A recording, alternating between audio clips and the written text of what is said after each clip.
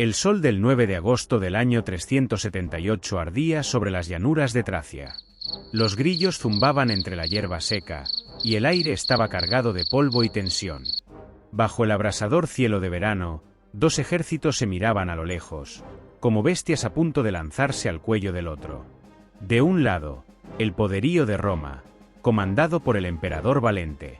Del otro, un pueblo en desesperación, los godos de Fritigerno, una horda de refugiados que, traicionados y empujados al hambre, se habían convertido en una fuerza imparable. Pero la historia de esta batalla había comenzado mucho antes, con una promesa rota.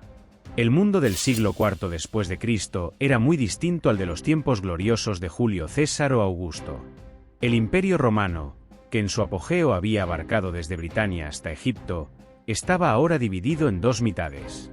Al este, gobernaba Valente, con su capital en Constantinopla, la nueva joya del imperio. Al oeste, Graciano, un emperador joven, administraba desde la lejana Mediolanum, lo que hoy es Milán. Esta división no era solo política, sino también estratégica. Roma ya no era la imbatible potencia de siglos pasados. Sus fronteras eran frágiles y constantemente asediadas por pueblos que buscaban un hogar. Una de esas fronteras, la más crítica, era el río Danubio, que separaba los dominios romanos de las tierras de los godos. Hacía apenas 2 años, los godos habían llegado a las orillas del Danubio. No como invasores, sino como súplicas. Eran muchos, decenas de miles, familias enteras huyendo del implacable avance de los hunos, un enemigo aún más terrible que ellos. Se presentaron ante Roma pidiendo asilo, dispuestos a servir como soldados y súbditos a cambio de tierras y seguridad. El emperador Valente, un hombre pragmático, vio una oportunidad.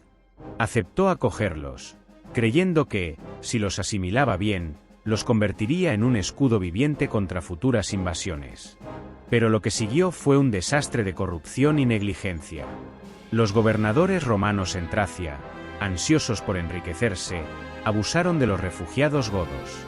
Les vendieron comida a precios exorbitantes, los obligaron a cambiar a sus hijos por un puñado de pan. La ira se gestó en los corazones godos. Hasta que un día, estalló la rebelión. Lo que Roma no entendió es que estos godos no eran meros bárbaros errantes.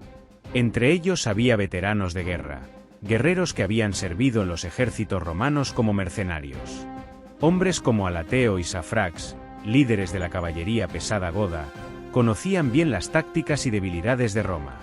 Y, sobre todo, conocían a los generales romanos.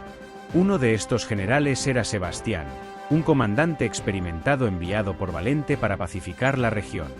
Sebastián no confiaba en la burocracia romana.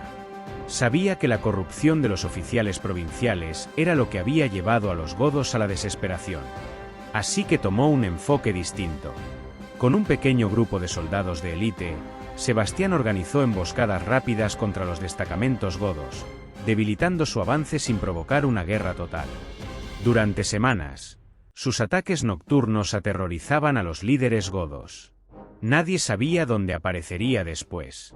Los godos comenzaron a llamarlo la sombra de la noche. Pero entonces, Sebastián desapareció.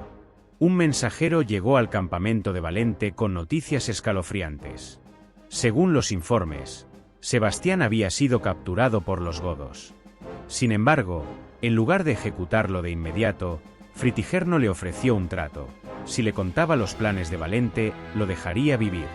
Nadie sabe exactamente qué ocurrió en esa conversación.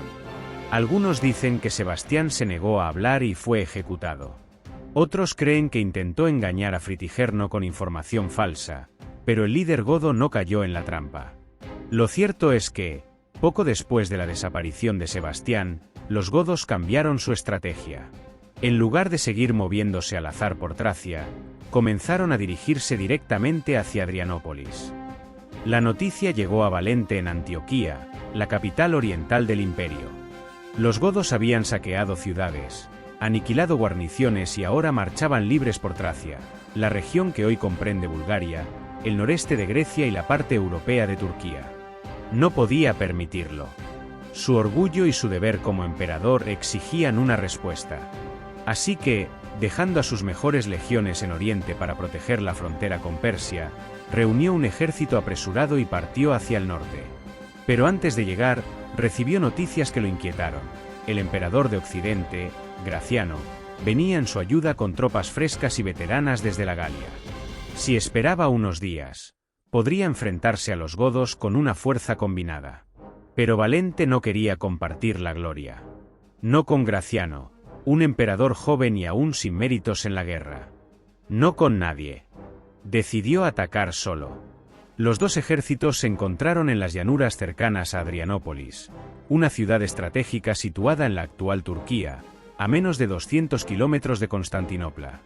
Desde una colina, Valente observó la formación goda, un semicírculo de carros formando una especie de fortaleza improvisada, protegiendo a las mujeres, niños y los guerreros que aún no estaban en posición.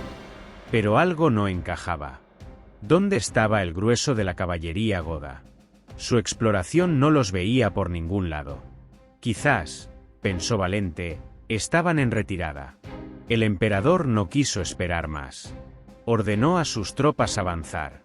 Los legionarios marcharon en formación cerrada, las escamas de sus loricas brillando bajo el sol.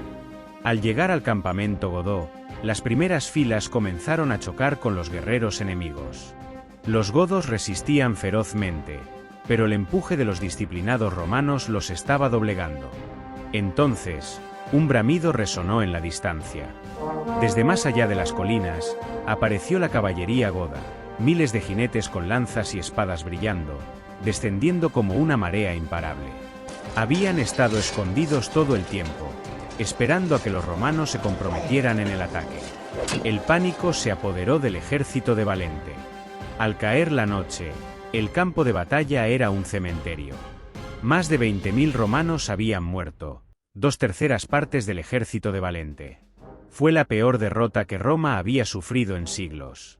Un desastre que ningún emperador podía ocultar. Menos de un siglo después, en el año 410, los descendientes de aquellos godos entrarían en Roma y la saquearían. El imperio nunca se recuperaría. La lección era clara: Roma ya no podía ignorar a los pueblos que llamaban bárbaros. No eran solo hordas salvajes, eran naciones enteras en movimiento, buscando un hogar, un futuro. Y si Roma no podía integrarlos, entonces tendrían que enfrentarlos. Adrianópolis fue el principio del fin. Y el fin llegó más rápido de lo que nadie esperaba.